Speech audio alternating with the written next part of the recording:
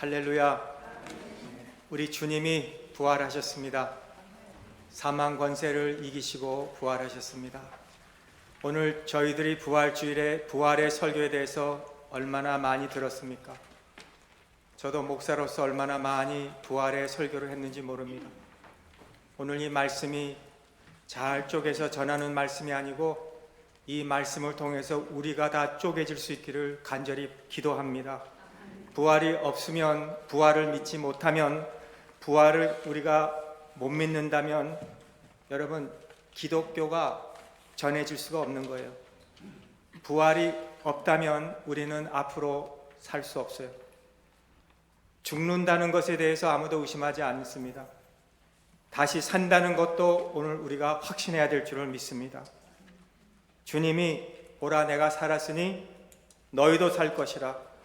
나는 부활이요 생명이니 나를 믿는 자는 죽어도 살겠고 살아서 믿는 자는 영원히 죽지 아니하라는 이 주님이 분명히 해주신 이 말씀을 우리가 그저 듣고 이해하는 게 아니라 오늘 이 부활주일에 우리 마음속에 확신이 될 수 있기를 간절히 바랍니다. 우리 주님이 부활하신 이 부활주일을 맞이해서 오늘 우리가 affirm 해야 돼요. affirm, 확증해야 돼요. 뭐를 확증하느냐? 주님이 말씀하신 그대로 부활하셨다는 것을 오늘 우리 마음에 확증할 수 있어야 돼요. 둘째, accept and accomplish 된 것을 우리가 믿어야 돼요. 주님이 이 부활하신다는 것은 하셔서 그 부활로 인해서 우리의 모든 죄를 하나님이 씻어주신 것을 하나님이 accept한 것을 우리가 믿고, 우리의 죄를 씻어주신 것을 믿고 하나님이 액셉트했다는 것을, 그리고 우리도 주님의 부활을 통해서 구원을 받는다는 것을 확신해야 된다는 거예요. 주님이 다 이루어 놓으셨다는 것을. 그리고 세 번째는 우리에게는 새 생명이 있다는 것을 우리가 믿어야 됩니다. 오늘 누가복음 24장은 제가 할 얘기가 많이 있지만요, 오늘 순서가 참 많습니다. 제가 다 오늘 말씀드리면 아마 우리 1시 반이 돼도 점심 먹지도 못할 것 같아요. 그래서 오늘 24장의 오늘 이 전체 내용은 오늘 1절에서 12절은 오늘 읽은 본문은 부활절 안식 후 첫날 부활절의 새벽에 일어난 일이고, 13절에서 그 후에 나오는 이야기는 오후에 일어난 이야기고, 그리고 마지막 50절에서 53절 이야기는 예수님이 승천하신 이야기를 누가가 전하면서 오늘 이 누가복음이 끝내고 되는 거예요. 오늘 이 우리가 읽은 본문에서 첫 번째는 여자들과 이 천사들의 이야기가 1절에서 7절에 나오는데, 저는 이 여자들의 이 삶을 보면서 예수님의 부활의 증거가 우리에게 전해지고 있다고 저는 말씀드리려고 해요. 부활의 증거가 오늘 첫 번째 1절에서 7절에 나오는 여자들과 이 천사를 보면, 지금 슬픔에 가득 찼던 여자들이 갈릴리에서부터 예수님을 쫓아와서 예수님이 십자가에 돌아가신 사건과 어디에 장사되었는지를 보고 다시 돌아가서 향품과 향유를 준비하고 안식 후 첫날 오늘 1절에 그 무덤으로 찾아왔어요. 새벽에 왔어요. 여러분, 사랑은 죽음보다 강하다는 뜻이 여기에 있는 것 같아요. 이 여인들은 예수님을 무척 사랑했어요. 그래서 예수님이 돌아가셨지만 그 돌아가신 후에도 그들이 예수님을 존경하는 마음으로 비싼 향유와 향품을 가지고 그 새벽에 무덤에 찾아왔어요. 그들의 신앙이 흔들어지지 않았어요. 믿음이 약해지지 않았어요. 사랑이 예수님이 돌아가심으로 끝나지 않았어요. 그들은 예수님을 끝까지 사랑한 사람들이에요. 그런데 그들이 바라던 일대로 일어나지 않았습니다. 그들은 예수님의 시체에 향유를 바르고 싶었어요. 그런데 갔더니 돌이 무덤에서 굴려 옮겨진 것을 보고 들어갔더니 그 주 예수의 시체가 보이지 아니하였다. 그래서 근심하였다 그래요. 그들의 보고 싶은 것은 예수님의 시체였는데, 그 무덤 안에서 예수님의 시체에 향품을 바르고 싶었는데, 예수님께 마지막 자기들의 사랑을 끝까지 보여주고 싶었는데, 비싼 향품을 바르면서 예수님을 존경하기를 원했는데 그들은 예수님을 만나지 못했지만 오늘 여기 본문에 누가는 얘기하죠. 천사를 만났다고. 누가는 두 사람이라고 했지만 근심한 이 여자들에게 문득 찬란한 옷을 입은 두 사람이 곁에 섰는지라. 우리는 이분들이 천사라고 가정합니다. 왜냐? 천사들은 예수님이 처음부터 이 땅에 오실 때 천사들이 예수님의 오심을 찬양을 했습니다. 천사들은 그 합창단이 예수님의 이 땅에 오심을 노래했습니다. 또 광야에서 사역하실 때, 겟세마네 동산에서 기도하실 때 천사들이 주님과 함께 그곳에 있으며 주님께 힘을 주었다 그래요. 이제 천사들이 또 하늘에서 내려와서 여자들에게 할 말이 있었습니다. 어찌하여 살아있는 자를 죽은 자 가운데서 찾느냐? 그들은 주님이 죽었다고 생각했기 때문에 시신을 찾았지만 천사는 그들에게 왜 주님이 부활하신다는 것을 믿지 못했느냐? 여러분, 주님이 내가 종교 지도자들에게 고난을 받고 십자가에 못 박혀 죽고 3일 만에 살아나야 된다는 말씀은 한 번 하신 말씀이 아니라 제자들에게도 수많은 말씀을 그렇게 하셨고, 주님이 내가 고난을 받아야 되겠다, 내가 십자가에 못 박혀 죽어야 되겠다고 말씀하실 때 단 한 번도 내가 3일 만에 살아나리라고 한 말씀을 떨어뜨려서 한 말이 한 번도 없고 언제나 같이 말씀하셨어요. 그걸 아십니까? 저는 이거 보고 너무 놀라요. 그런데 제자들도 그 말씀을 귀하게 여기지 않고 그 말씀을 듣긴 들었지만 이해하지 못하고 오늘 이 여자들도 인자가 죄인의 손에 넘겨져 십자가에 못 박히고 제3일 만에 다시 살아나야 하리라는 그 말씀을 왜 알지 못했느냐고 할 때 이 여자들도 이 말씀을 들었지만은 한 번도 그 말씀을 이해하지 못했다는 거예요. 오늘 이 사건이 우리를 놀라게 해요. 왜? 하늘에서 내려와 이 찬란한 옷을 입은 두 천사가 어찌하여 살아있는 자를 죽은 자 가운데서 찾느냐는 이 천사의 메시지는 주님이 하신 그 말씀과 거의 비슷한 말씀을 주셨어요. 갈릴리에 계실 때 너에게 말씀하신 것을 기억하라 그랬어요. 기억하라. 그런데 오늘 이 여자들이 그걸 기억했다 그래요. 안개 낀 것 같이 희미했던 것이, 어두침침하는 그런 것들이 뚜렷하게 그들에게 깨달아지게 되었다는 거예요. 주님이 2000년 전부터 오늘까지 얼마나 많이 내가 다시 살아날 것이라 말씀하셨음에도 불구하고 우리 오늘 또 부활주일에 우리가 들으면서도 우리는 이해를 하지 못해요. 마치 마르다와 마리와 같이 주님 사랑했던 자가 죽었나이다. 요한복음 11장에 나오는 마리아와 마르다를 우리가 생각할 수 있죠. 주여 보시옵소서, 사랑하시는 자가 병들었나이다. 근데 안 왔어요. 그리고 주님이 늦게 오심으로 말미암아 오라비가 죽었다고 합니다. 그럴 때 주님이 내 오라비가 다시 살리다.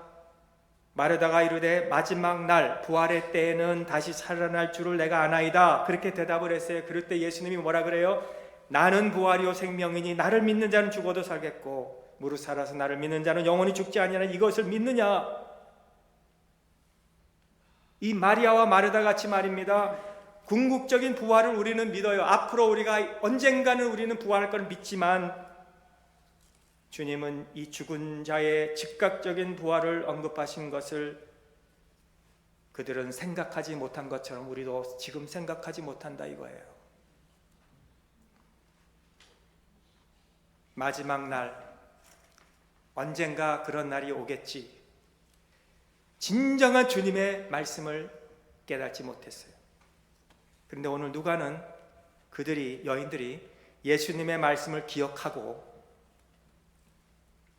제 생각에는 이 여인들이 처음으로 주님의 말씀을 정말 깨달았다는 것을 저는 생각합니다. 그랬을 때 무덤에서 돌아가 이 모든 것을 11 사도들에게 알리다 그렇게 말하고 있어요.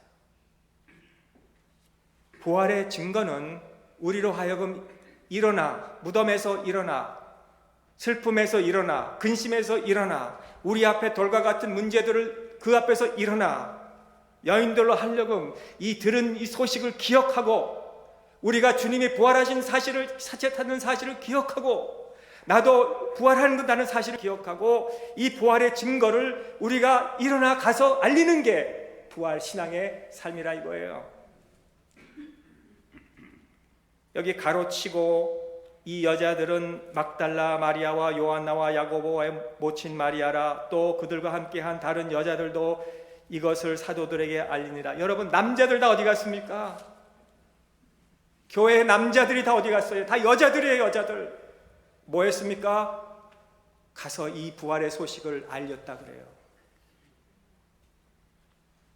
여자들이 귀해요. 우리 교회 여성도님들이 귀합니다. 여성도님들 아무것도 아닌 것 같지만 우리 몸 한번 아파 보면요, 우리는 조금 아프면 막 비실비실 되는데 여성도님들은 어머니 그런 끼가 있어가지고 아파도 아프지도 않게 그냥 할 일 다 해요. 그게 우리 여성도님들입니다. 교회도 다 그런 분들이 많아요. 이 여자들 중에 막달라 마리아, 여러분 막달라 마리아가 누굽니까? 누구예요? 성 어거스틴에 의하면 이 막달라 마리아는 부활에 관하여는 사도 중에 사도였다고 그렇게 성자 어거스틴이 말했어요. 세속 역사가들, 기독교 역사가들 말고 세속 역사가들도 이 막달라 마리아, 맥달린이라고 하는 그 마리아가 예수님처럼 실제 역사적 인물이라는 것을 세속 역사가가 증명하고 있어요. 인정하고 있다는 거예요.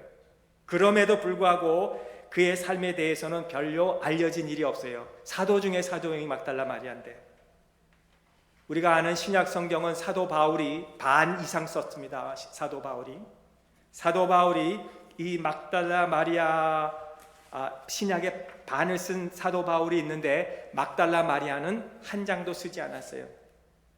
성경에 쓰지 않았어요. 또 막달라 마리아는 신약 성경에서 마태, 마가, 누가복음 제외하고는 한 번도 다른 곳에서 언급된 적이 없어요. 1세기에 기록된 이 성경 마태, 마가, 누가복음에만 조금 언급하고 다른 곳에서는 한 번도 지금까지 언급한 적이 없다 이거예요.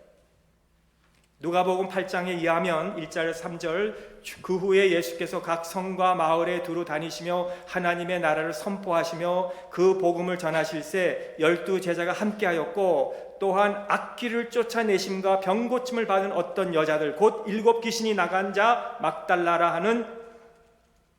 막달라인이라 하는 마리아와 7 귀신이 들렸던 분이었어요.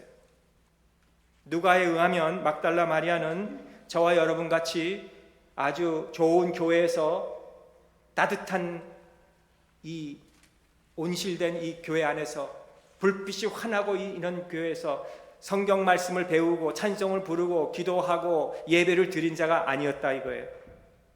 1세기에 이 귀신 들렸다 하면 심리적 질병을 앓게 되고 7이라는 숫자, 우리 완전수처럼 그만큼 어려움을 겪었던 여인이었다고 저는 생각합니다. 때로는 군중 앞에서 쓰러지고 울부짖고 몸부림치고 옷을 찢는 일들, 그런 귀신 들린 사람이 그렇게 하잖아요. 하여튼 이 막달라 마리아가 예수님의 사역에 중요한 인물이 되었다는 것, 그리고 모든 사람이 예수님의 십자가에 돌아가심으로 인하여 근심하고 두려움에 처해 있을 때 막달라 마리아는 갈릴리에서부터 쫓아오고 어디에 안장됐는지 보고 또 그 다음날 안식일날 찾아와서 예수님께 존경을 보였던, 그러다가 천성의 음성을 듣고 예수님이 살아나셨다는 것을 기억하고 제자들에게 찾아가서 복음을 증거하는 증인이 되었다는 것은, 예수님이 부활하지 않고는, 예수님의 부활의 증거 없이는 이런 일이 일어날 수가 없다 이거예요. 오늘 이 본문은 또 다른 놀라운 사건이 하나 있습니다. 사도들은 이 말을 이 그들의 말이 허탄한 듯이 들려 믿지 아니하였다 그래요. 사도들도 제자들도 주님과 함께 있으면서 여러 번 그 말씀을 들었지만 깨닫지 못했는데, 지금 부활의 증거 빈 무덤을 보고 천사의 음성을 듣고 사도들에게 찾아간 그의 말을 믿지 않았다는 거예요. 허탄한 소리로, 쓸데없는 소리로 들었다는 거예요. 오늘날 2000년 이후에 우리가 예수님의 부활의 사건을 믿지 않는 것은 그거는 당연한 것 같아요. 그런데 그때 당시에 일어난 사건 믿지 않는다는 건 참 이상하지 않습니까? 그런데 베드로가 일어나 무덤으로 달려갔습니다. 여러분, 베드로는 누구입니까?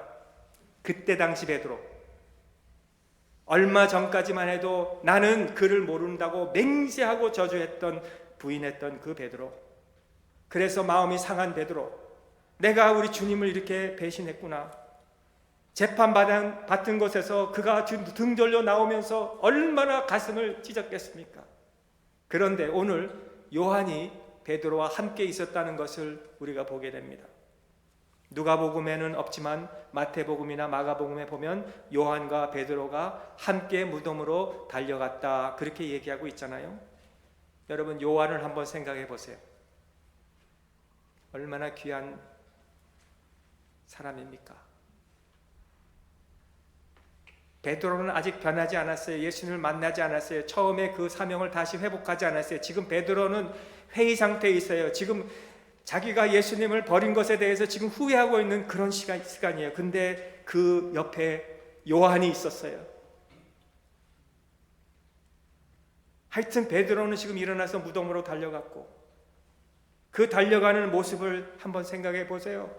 베드로가 내가 부인했던 예수님이 거기 안 계신다고, 부활하셨다고 하면서 달려갔을 때 요한은 함께 달려가고, 젊어서 먼저 요한이 갔고 들어가지 못하고, 그 다음에 베드로가 들어가 보니까 세마포가 놓여 있는데 그대로 예수님을 싼 그 세마포대로 거기에 놓여 있었고 시신만 그 안에서 없었다는 거예요. 얼마나 놀래요. 그리고 다른 복음서에 보면 예수님의 수건도 거기에 객혀 있었다, 옆에. 그래요. 여러분, 이거는요, 베드로로 하여금 뭔가 확신이 생겼어요. 베드로로 하여금 예수님이 정말 부활하셨구나 말씀대로 기억하게 했어요. 베드로가 무덤으로 달려가서 구부려 들어가 보고 세마포를 보고 예수님의 시체가 훼손되지 않는 그 수의로 감싼 그대로 그것을 보고 놀라운 일이 생기고 그는 집으로 돌아간 다음에, 우리가 베드로가 어떻게 된지 아시잖아요.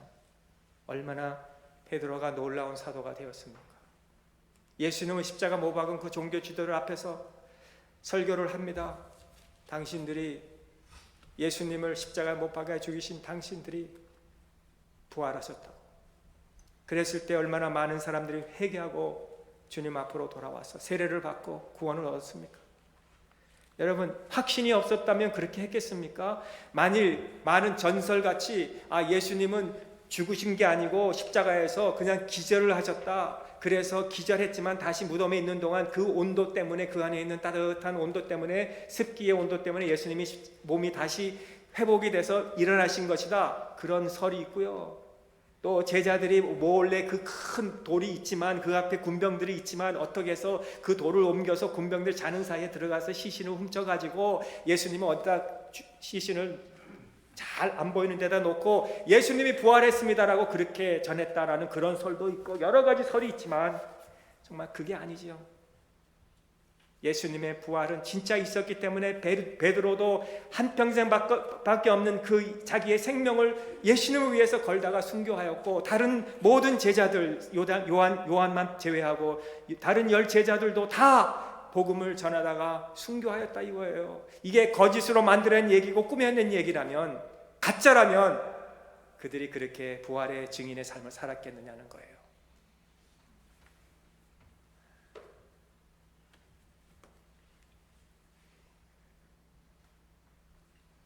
오늘 이들의 삶을 보면서 한 가지 우리에게 적용하고 싶은 교훈으로 마치려고 합니다. 셰익스피어의 유명한 그 작가, 희극과 비극을 쓴 작가가 오셀로라는 그런 작품을 쓰면서 여행을 하는데 아프리카 같은 데 갔더니 사람들이 식인종들이 막 많더라. 처음 들은 사람들이 그걸 보고 참 신기해하고 그걸 믿고, 또 한 번은 아프리카 어떤 곳에 갔더니 사람은 머리가 어깨 위에 달려있지 않고 겨드랑이 밑에 달려있다 그랬을 때 사람들이 막 웃으면서 믿고 너무너무 재밌어하고 너무 감동을 받으면서 재미있다고 막 그럴 때